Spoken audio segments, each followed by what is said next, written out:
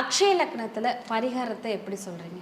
இப்போ எது பரிகாரம் அப்படின்னு நம்ம சொல்கிறோம் அப்படின்னா, நீங்கள் கோயிலுக்கு போங்க, இந்த ஜாதகத்தில் இது நடக்கும் அப்படின்னா அதுக்கு நீங்கள் பரிகாரம் பண்ணுறது பண்ணாத உங்கள் விருப்பம். இது நடக்கவே நடக்காது, அப்போ ஏன் அதுக்கு பரிகாரம் பண்ணுறீங்க? இதுதான் எங்களுக்கு கேள்வி. ஜாதகக்காரர்கிட்ட போனா இதை பண்ணுங்க, இந்த பரிகாரம் பண்ணா சரியாயிரும் அப்படின்னு இல்லை அதுதான் சொல்கிறேன்ல, சரியாக இருக்கணும்ல. நீங்கள் இப்போ எனக்கு தெரிஞ்சு இப்போ நான் இந்த 20 வருஷம் இந்த ஃபீல்டில் இருக்கிறேன் அப்படின்னா எனக்கு முன்னாடி 40-50 வருஷம் பண்ணியிருப்பாங்கல்ல. 50 வருஷம் பரிகாரம் பண்ணி எத்தனை பேர் மாற்றிருக்கலாம்ல.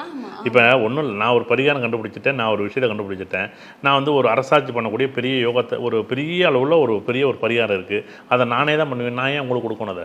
கண்டிப்பா.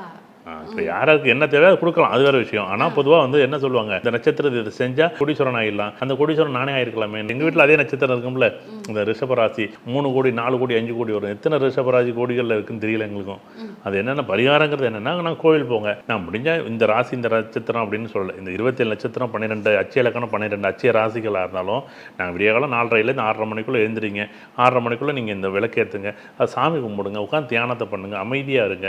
நீங்கள் நிறைய விஷயங்கள் என்னென்னா இங்கே எடுக்கக்கூடிய முடிவுகள் உங்கள் கையில் இருக்குது. இந்த முடிவுகள் யார் எடுக்கிறா அப்படின்னா, நான் உங்கள்கிட்ட வாய்ப்புகளை ஒரு 3 பாதை 4 பாதையோடு கொடுத்துட்றேன். அதில் நீங்கள் எந்த பாதை தேர்ந்தெடுக்கிறீங்களோ அதுக்கு தகுந்த மாதிரி நான் ரூட்டை காமிக்கிறேன்.